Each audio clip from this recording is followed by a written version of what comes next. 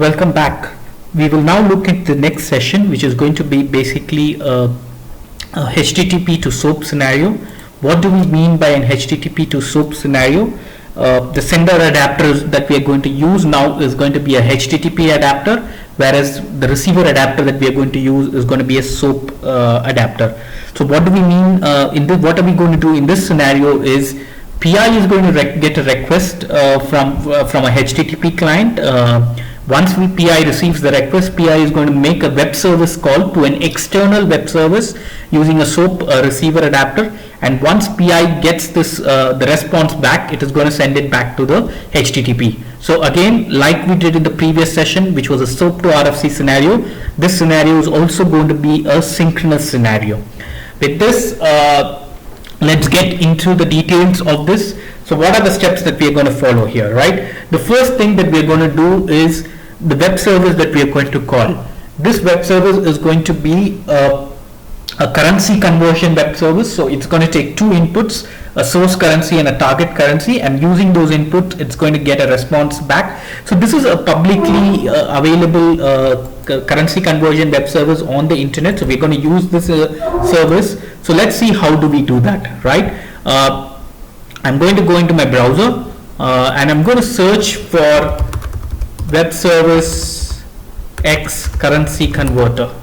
So this is among the most famous web services available on the internet. So if you would like to take a note of the URL is also available in the presentation that I'm sharing. It's webservicex.net currencyconverter.asmx, right? Or you can do a Google and you will lead to this particular currency converter web service. So let's go into this.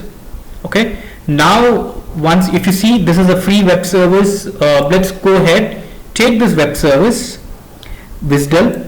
Remember, WSDL is nothing but a web services description language. A web services description language, or WSDL, will contains couple of important information. It contains the request message structure, the response message structure, and the URL that the call has to be made. Okay, so I'm copying this WSDL URL and this is the exact URL that you see here. Oops, let's go back to the presentation. Something is wrong. Yeah, sorry. Yeah, so before we look into that, what we will be doing is we will be downloading this WSDL. Once we do that, we will test this web service in SOAP UI. So we are not going to use PI in the first step. We are going to test this web service independently to see how it works. So then we know what are the corresponding request structures to be built, what are the corresponding response structures to be built. Okay, what we will then do is we will download the WSDL from this website. Once we download the WSDL, we will load the WSDL in the PI ESR, Enterprise Service Repository. We will define an outbound HTTP service interface. We will also define the data type and the message type for the outbound structure. We will define an inbound SOAP service interface, and then we will see if we need to use a data type or a message type here. In this case, we will not be for the inbound because it's a SOAP call. We will be using the WSDL as the request and the response structure. Once we've done that, we will be configuring our interface in the integration directory, and once we have configured the interface, basically we will create a sender HTTP adapter, a receiver HTTP, a sender HTTP adapter, a receiver SOAP adapter, and then we'll create a sender agreement, a receiver determination, an interface determination, and a receiver agreement. Once you've done with all of these configurations, we will then download a test client, because like in the previous exercise, when we were building our SOAP to RFC scenario, we use SOAP UI as the testing client to trigger the SOAP call. In this case, we need to use a HTTP test client, and we are going to download it from this SAP Service Marketplace, SAP Community Network, SDN or SAN. We will be using this blog, and we will be downloading the data there. And once we have done that, we are going to test our scenario. Okay, so with that, let's get started. Let's get started. What I'm going to do is going to copy this URL. Oops. Copy this URL and go to my SOAP UI. Okay, so now I'm within my SOAP UI, and now I'm going to create a new SOAP project. and I'm going to call the SOAP project as currency converter, and in the WSDL I'm going to give my WSDL file. Okay, so now I've given my WSDL URL and I'm saying create sample request for all operations and saying OK. Okay, there seems to be some problem with the URL, so let's try the URL in my browser. Right, I think in my copy paste there's been some problem. Okay, so this is all right. So let's cancel this and I right click on the project, and I can always add a WSDL here. Let's just see if it is okay. Yeah, there was an extra space at the end, and now this should be okay. Let's go ahead and say okay. Alright, something seems to be wrong. The system cannot find the path possible. Okay, I think the problem is clear. I need to go in here and I need to provide http://. Okay, so basically the challenge was that in the URL that I had provided, the http:// was missing. Now I've added that, and once we add that, I think this should work. So let's go ahead and add the WSDL. Yes, now you see it's what SOAP UI is doing is it is connecting to the target system to the web service, and it's downloading this.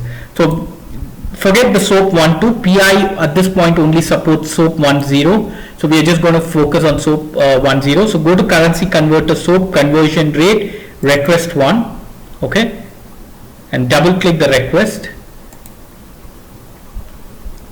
and now I'm going to go into USD. I'm giving a SOAP conversion and I'm saying convert from USD to INR.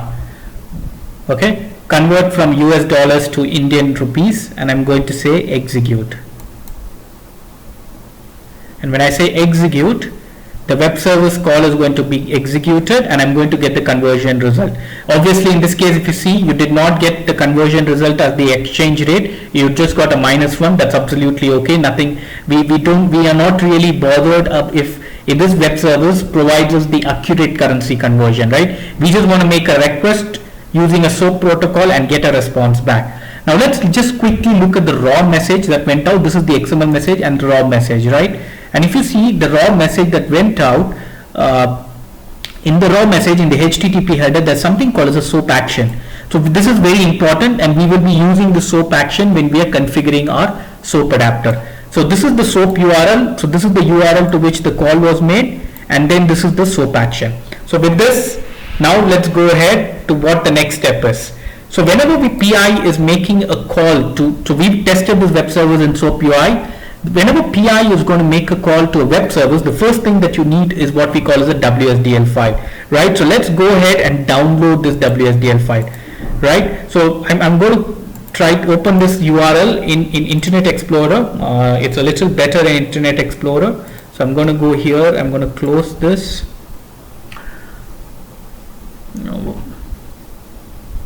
And I'm going to close this. And I'm going to go into a new tab. Copy my URL. Copy my WSDL URL. Control C. I'm going to go into my browser and launch this URL. Control V, enter.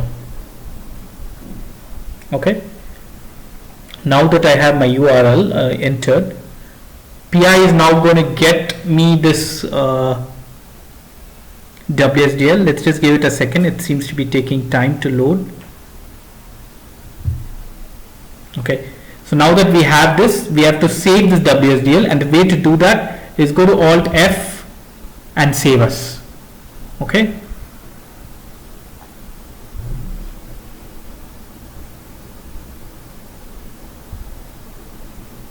Go to Alt F, File, Save As.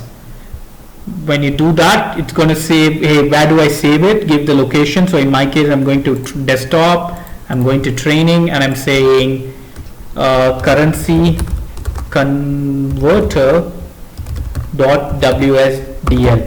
Okay, make sure you name the file as currency converter.wsdl. Okay, so how do I save it? I launch this, and then you say Alt F, go to Save As, and give the name of the file. Okay, it might say XML, give the folder. In our case, we are going to save it as a WSDL file. Okay, now that we've done with that, let's go ahead and start up a PI development. So I'm going to go into my enterprise service repository, and the first thing that I'm going to do is, as always, like whenever we build a new scenario, we're going to define a, what do we define? We define a namespace. You guessed it right if you are guessing the answer with me. So you're going to define a namespace. So I right click, I go into my namespace, make sure you're on the work areas, namespace here, and let's go ahead and give a namespace. I'm going to call it training.com. HTTP to RFC underscore 00. All right. I've called it HTTP to, is it HTTP to RFC? Sorry, I'm too used to RFCs. HTTP to SOAP 00. So let's go ahead and say create. And I'm going to give a description, and I say namespace for HTTP to SOAP scenario. And I'm saving my namespace. Excellent. So my namespace has been created. My namespace has been created. So the first thing that now we will be doing is importing this WSDL. So how do I import the WSDL? Watch this carefully. Right click, new. Now you need to go into interface objects. Previously we would say data type, message type, service interface. Now you're going to use what we call as an external definition. Okay, make sure you selected external definition. Once you've selected external definition, give a name. I'm going to call it ed underscore currency converter underscore WSDL. Okay, I've called it external definition currency converter underscore WSDL, and I say create. So make sure you're in interface objects, external definition. You can see external definition here. Give ed to stand for external definition, give the name, and what is the type of this external definition. This type is going to be a web services description language, or WSDL. Okay, now that the screen is visible, you see the category here, you see WSDL, XSD, DTDs. So what it means is, so far we've always been using a data type and a message type, but it is not always necessary that in a real world project you create a data type and a message type manually. Your third party systems can come to you and say, hey, you need to send a message to me in this format, and here is an XSD. Because PI only deals with XMLs, XML structures can be defined as an external definition called XSD, external schema definition, or as a DTD called document type definition. So these are standard languages with which you can define XML structures. So you need not always use WSDL, you can always use XSDs and DTDs as well.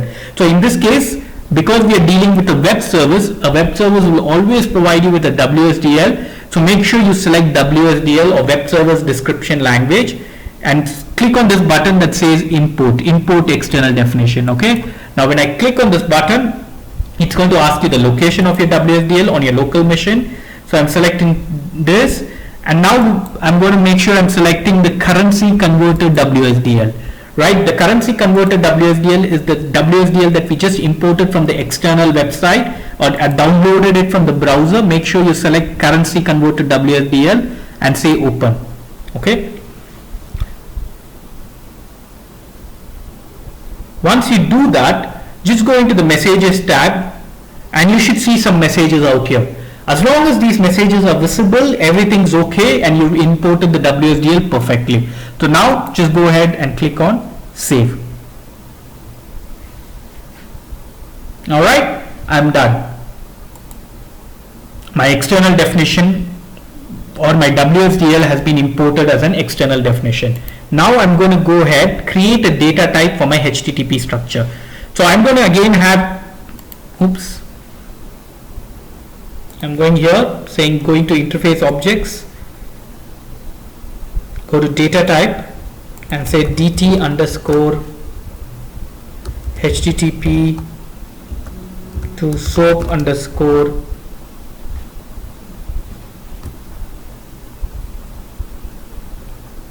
request. Why do we need request and response? Because it's a synchronous scenario. We need two data types, one for the request and one for the response. So I've called the data type as request underscore 00. All right. And now that I have this,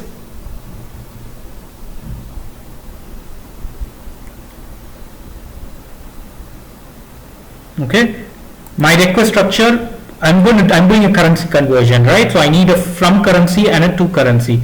So I'm going to insert a sub element. I'm just going ahead and inserting two sub elements.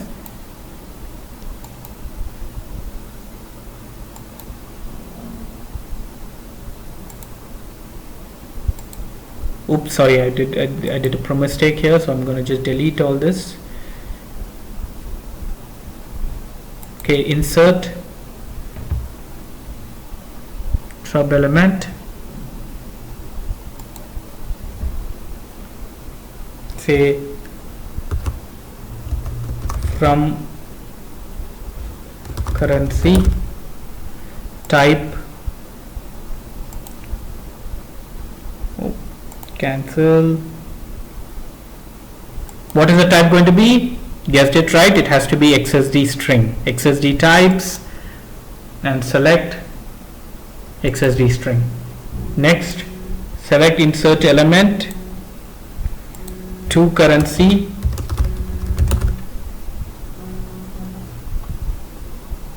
again in the drop down here, select this drop down, say the XSD type as, select the XSD type and make it as XSD string. With this, our data type is created. Now that our source data type is defined, let's go ahead and create a target data type.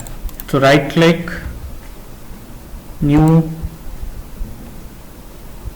call the dt underscore http to SOAP request. Instead of request, now we are going to call it as response. So I'm going to just make the name as res, oops, and I'm saying create.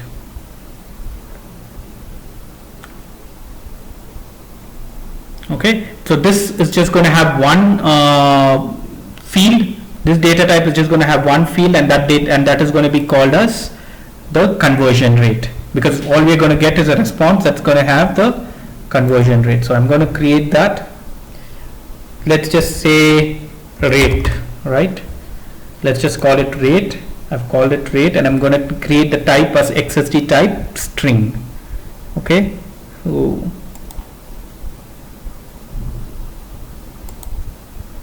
XSD types, select XSD types and make it XSD string and save your data type. So now we've created a request data type and a response data type. What is the next step that we typically do? If we are defining a data type, we will be creating a message type. So we are going to create two message types. So make sure you're in right click, new, interface objects, message type, empty underscore http to SOAP underscore request underscore 00. That's the name of my message type that I'm going to be creating. So I'm giving the name of my message type and clicking on create, and now I'm going to just select my data type, drag my data type, make sure that the black box is here on the hand sign, and with that my message type is created. Okay, once your message type is created, save your message type. My request message type is created. Now I need to create my response message type. So right click on your message type, say new, make sure you're in interface objects, message types, empty underscore http to SOAP underscore res underscore 00. This stands for your response message type. So click on create, and it's going to ask you what is the corresponding data type for your message type. Select your response data type, drag it to your hand symbol here, and then drop it. With that, our response data type is also message type is also created. Okay, now we are going to create service interfaces. How many service interfaces? Two service interfaces are required, one for the HTTP and one for the SOAP. So I say SI OS. Why do we call it OS? Because it's outbound synchronous. HTTP to SOAP underscore 00. oops, that's a spelling mistake. So I'm going to say HTTP SIOS HTTP to source underscore 00. What does SIOS stand for? Service Interface Outbound Synchronous, right? So this is my service interface. The category is outbound. The mode has to be changed from asynchronous to synchronous. And why is it synchronous? Because it is a request response scenario where you're going to send in a request and you're going to get a response back. So now that you have your service interface created, select your service interface, select your source message type, and drag it and drop it into your, oops, sorry, I double click my message type, which means my message type is open. Okay, so select your message type, and once you select your message type, drag it and drop it into your request structure. Make sure that the black box is out there. Then same way for the response, drag your message type and select and drop it here. Okay, with that my request and the response structure is done. Now let's go ahead and define a service interface for the SOAP, right? So I'm going to say inbound synchronous HTTP to SOAP underscore 00. Okay, and I say create. This is the category is going to change from outbound to inbound because it's an inbound, and the mode is going to change from asynchronous to synchronous. Now you have your request message type and the response message type. What will we be doing? Are we going to use the data type? No, this data type was for your HTTP. For the SOAP, you need to use the WSDL, and that's why what we need to do is drag your external definition here and move it here, right? Drag the external definition that we imported. I'm going to repeat it.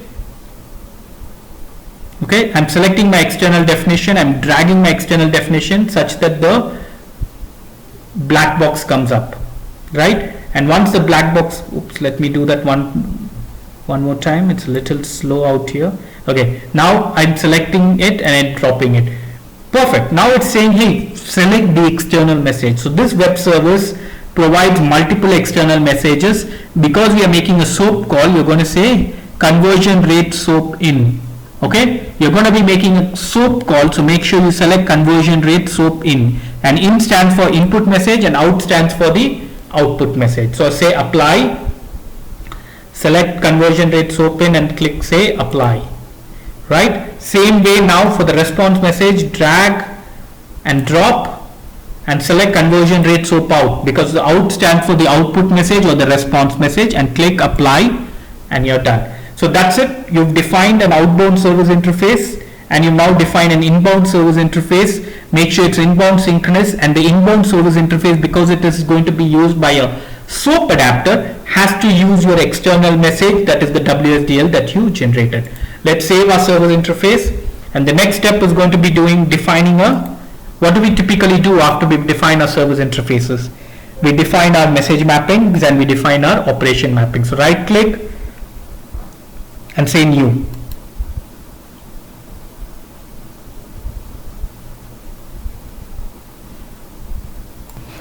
So let's go ahead, select mapping objects, message mapping, and give the name of our message mapping. It's going to be SOAP, it's going to be HTTP underscore HTTP to SOAP underscore 00, right? Let's create a message mapping with that name. What is this correct? Would we typically use this naming convention? The answer is no. The reason being, your message mapping should have the name request mapping and response mapping.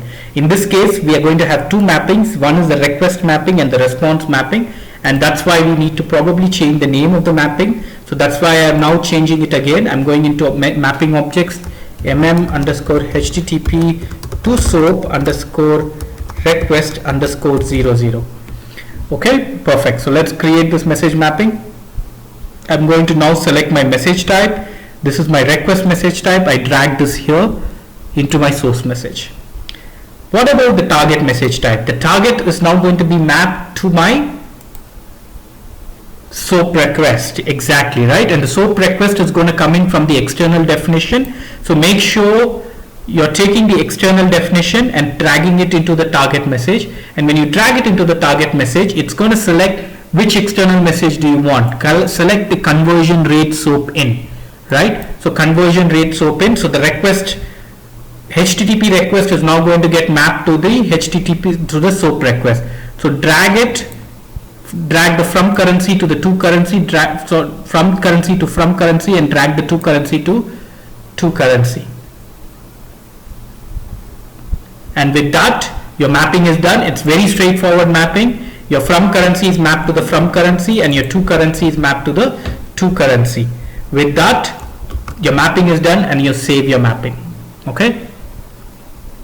Let's go ahead, go into the test tab and test our mapping. I'm saying from currency as USD, to currency as INR, and I'm going to execute my mapping. Once I execute my mapping, out here we should see, hey, the mapping got executed. And once the mapping got executed, this is the response structure. Okay. So this is the request structure that is going to make the call to the SOAP. Let's just copy this XML. We are going to use this XML for our testing. So let's just copy this XML, Control A. So go into the source tab and then copy the XML and put it into a notepad.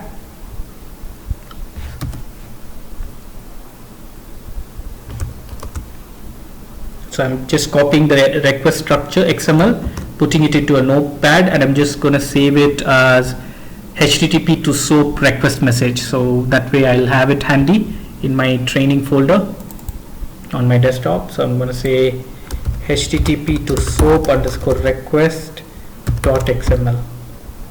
Okay. All right. Let this be open. Let's go ahead, define the next mapping. This is going to be our response mapping, right? So you'll call it mm underscore HTTP to SOAP underscore res underscore 00.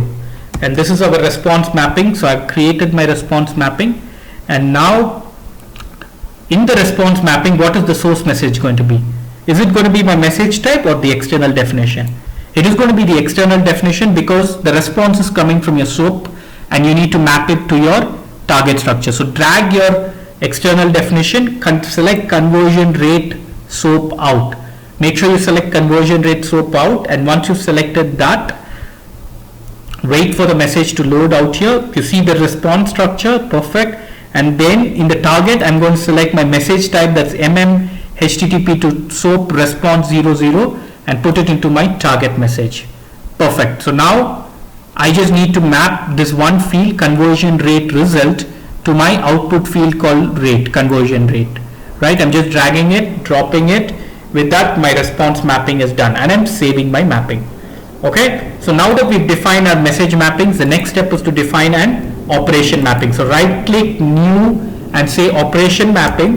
Give the name of your operation mapping OM HTTP to SOAP underscore 00. Do we have one operation mapping or two operation mappings?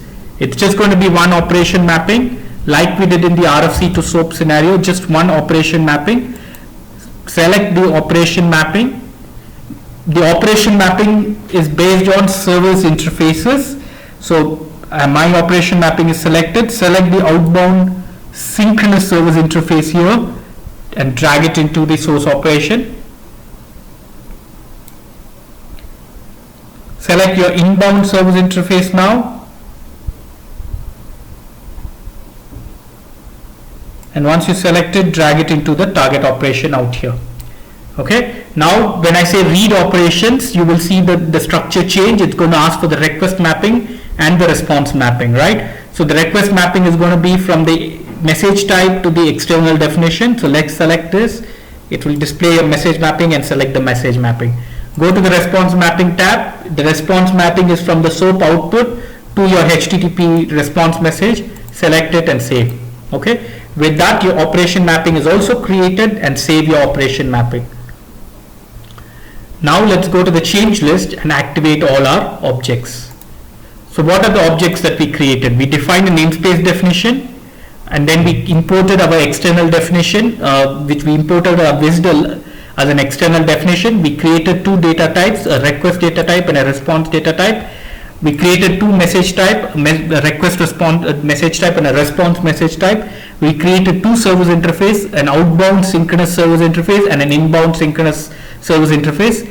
And because it's an outbound synchronous, the message type, these two message types were used in this service interface, and the inbound service interface was using the external definition. We created two mappings, one for the request and one for the response, and we created one operation mapping. All right, let's go ahead, activate our objects, activate, and the objects should get activated. Let's just wait for the activation to get done. Hopefully there's no issue. Perfect, the change list has gotten activated. Okay, now let's go ahead and do our configuration in the integration directory. Okay, so what am I going to do first? I'm going to go into my integration directory and create a folder create, and I'm going to call it http to SOAP 00. Now out here I'm going to create a new communication channel. So now what's going to be my sender business communication component? I'm going to use the same bs underscore file system underscore 00 and create the communication channel under and call it cc http to SOAP underscore sender underscore 00. Okay, call it cc http to SOAP underscore http underscore sender underscore 00. Why http? Because it is a http sender channel. In the adapter type, select http underscore AAE. Make sure you select http underscore AAE.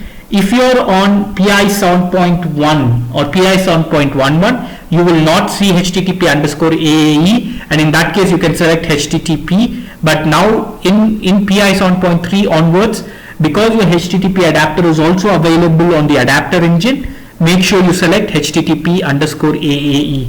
Remember, if you remember the first day session or the first session that we did on the components of your PI, we told, hey, HTTP adapter runs on both the ABAP stack and on the Java stack. If you are on PI 7.1 or lesser, you would use HTTP because it used to run on the ABAP stack. But now that we are on a PI 7.4 server, we can just go ahead and select it as http underscore AAE. Alright, so I'm just selecting that. Is it a sender adapter? Yes. All the options can be default. Don't do anything, just save this sender channel. Okay, now let's go ahead and create a new receiver communication channel. Now let's do this under bc underscore file system underscore 00. What is bc? BC is nothing but the business component. So a business component is something that we define in this is the business component. We did in the first scenario, file to file scenario. Now we are going to use this and we are going to create our communication channel under this. This is going to act as our receiver channel. So I'm going to call it cc http to SOAP underscore receiver underscore 00. Okay. cc http to SOAP underscore receiver 00. In the adapter type, select the adapter type to be SOAP, right? Make sure you select the adapter type as SOAP. Change the adapter type direction as receiver. Perfect. Now it is asking me for two parameters, target URL and SOAP action, right? So what is the target URL? Let's go back to SOAP UI. And this was the URL to which the web service made the call. So copy the URL from SOAP UI and put it here.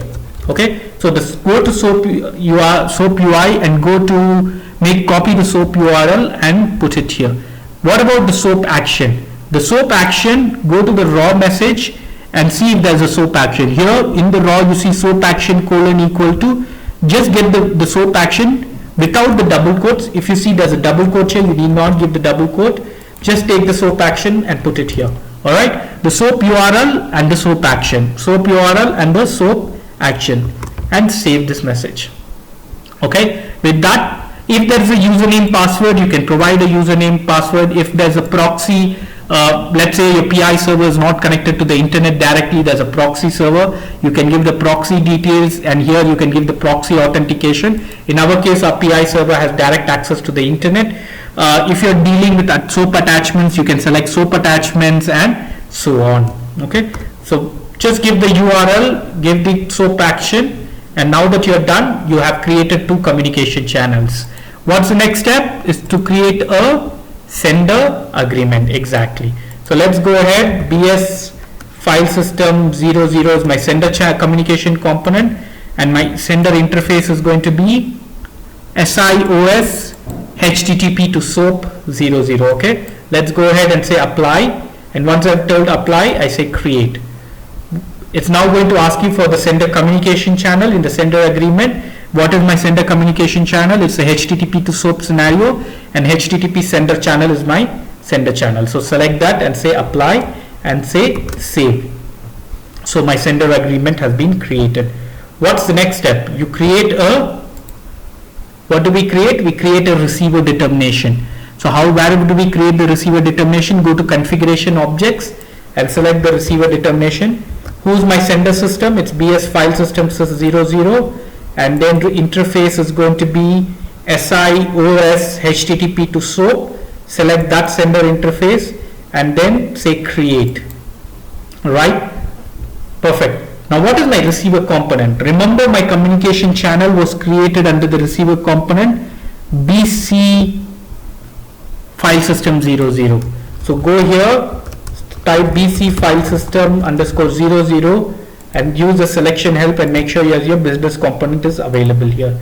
So with that, your receiver determination is created and saved.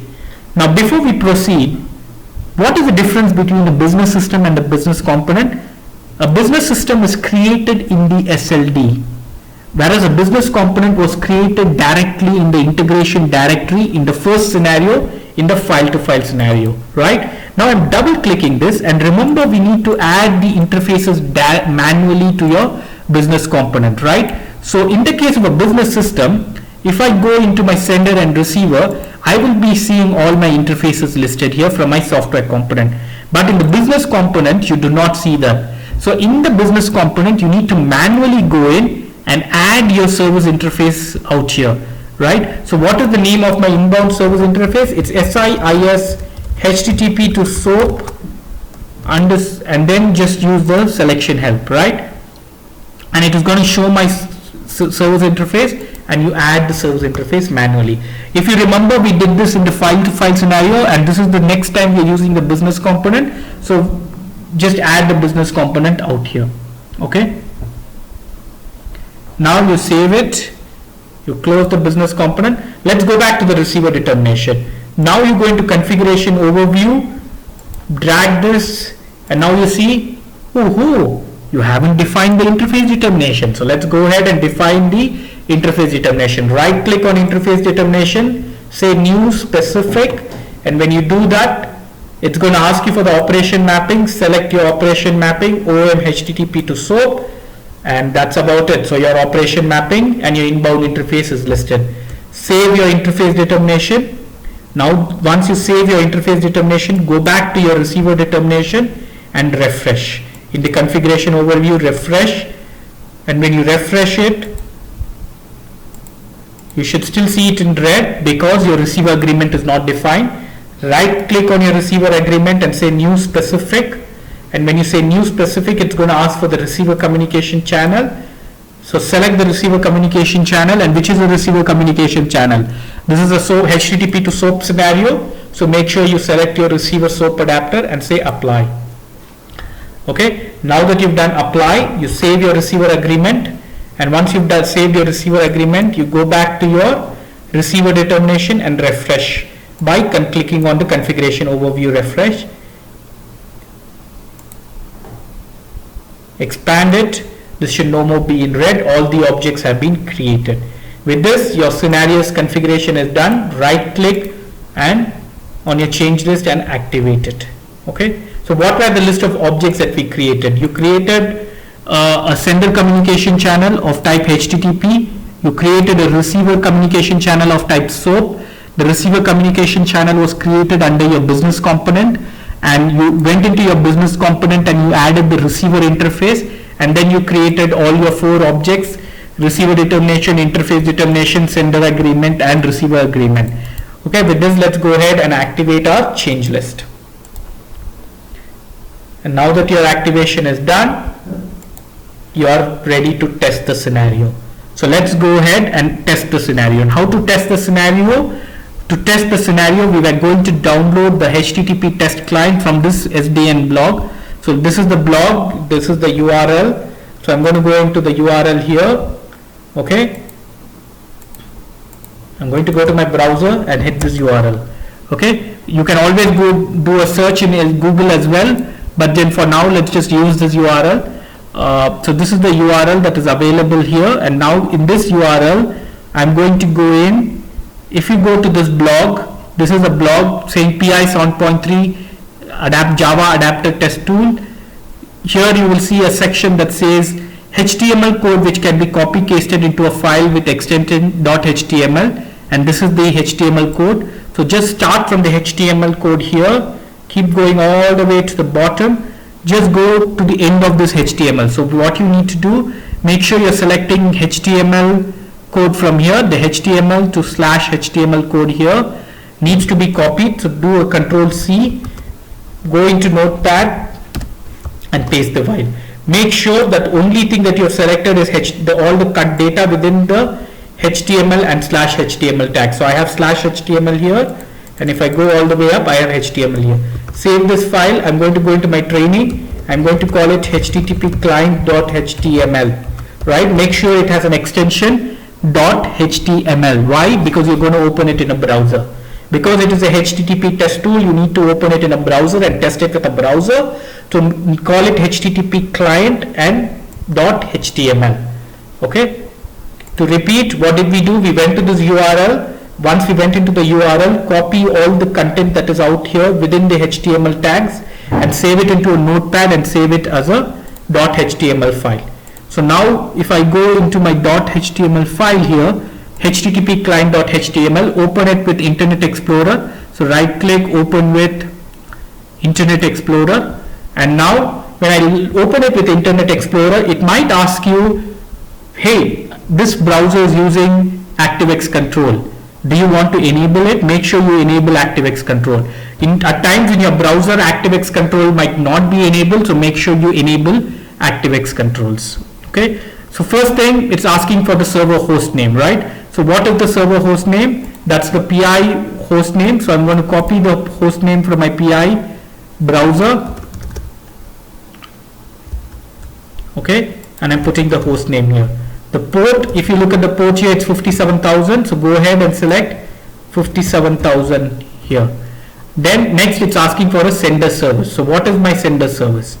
My sender service is, if I go here in my receiver determination, this is my sender service, BS file system 00, copy that, put it here. Quality of service is best effort. Sender interface, my sender interface is this, SIOS HTTP to SOAP, so I give my sender interface. Next it asks me for a sender namespace, interface namespace or sender namespace, give that. So you give the server host, you give the server port, you give the sender service, give the quality of service as best effort, give the sender interface name, give the sender interface namespace, and then it asks you for the XML. Remember we copied the data into an XML file, into a notepad when we were testing the message mapping. Get that XML and put it out here. There are two ways. You can either do it here or you can select upload file, browse. I had saved the file here as HTTP to SOAP request XML, or you can also browse. You might get this error, say yes, it's okay. Okay, so let's just go ahead for now with type in XML. Alright, once I say type in XML, I can always click, once I've given all these details, I'm going to click on send. It's going to ask me for the username, so I'm going to give my username, user PI 15, PI @32. Give my username, and once I give my username, I'm going to execute my request.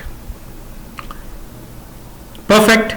Now I executed it, and what's come up here? This is the response, exactly what we wanted, conversion rate. And like I told, the actual rate does not matter, but we got it as -1, but the web service call was done and we got the response back. So how do we monitor this in PI? I'm going to go back to PI. I'm going to go to SXMB_Moni. Once I go into SXMB_Moni, I'm going to say monitor for processed XML messages and execute. And perfect, this is the SOAP to request call that happened. This was my request message and this is my response message. The sending system is BS file system 00 and the receiver component is BC file system 00. So let's double click it, right? Yes. Hello.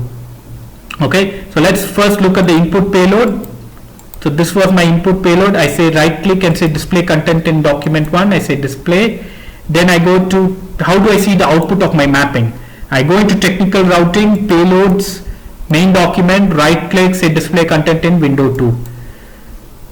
Right, so here we had the request having message type SOAP request 00, whereas here we have conversion rate from currency and to currency.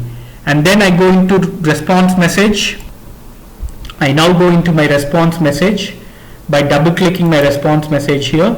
This is I go into the input payload, message, right click, display contents in window 1, and this is the response that came back from my web service and then I go into, I can always go into the output channel response. In the case of response, I need to go here, XML validation, and you see here the conversion rate result now became rate because my output response mapping got executed.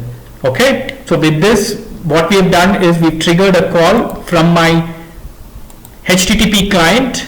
I triggered a call from my HTTP client and I got a response back. What you need to do here is, very importantly, copy this URL that you see here and let's examine this in the notepad. Okay, I'm going to format and word wrap. So this is the HTTP URL to which the call has been made. So in the case where you want to give it to your partners, you need to give this URL to your partners.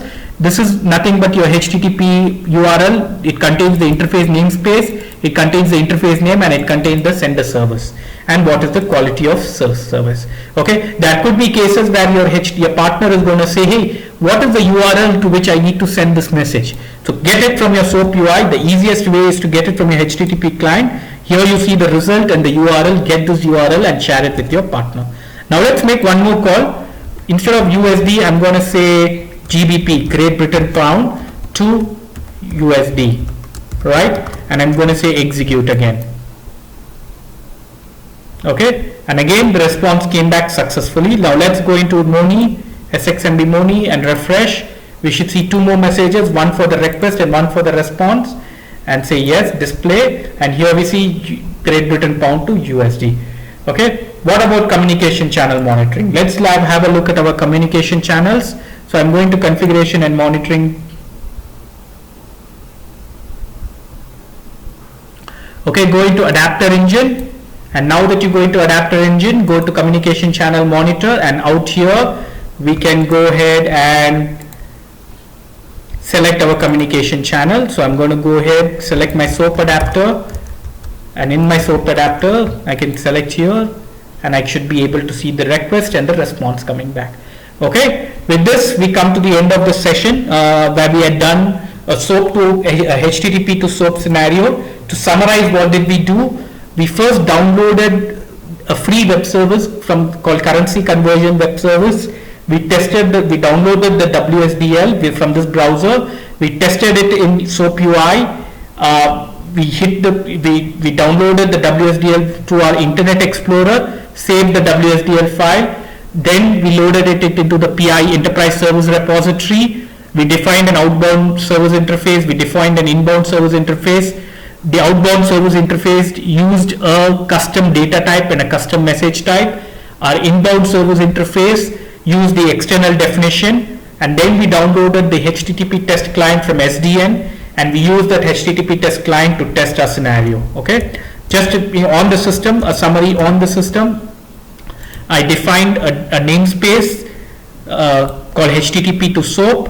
I imported the external definition, and the external definition will have category as type WSDL. I defined two data types, one from the first data type having from currency and to currency, and the second data type for the response having the conversion rate.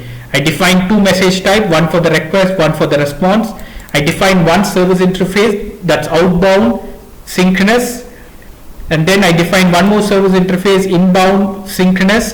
The inbound synchronous is going to use the external message that we imported. We define two mappings, one for the request and one for the response, and then one operation mapping that is using the synchronous service interface with the corresponding request and the response mapping. In the integration directory, we defined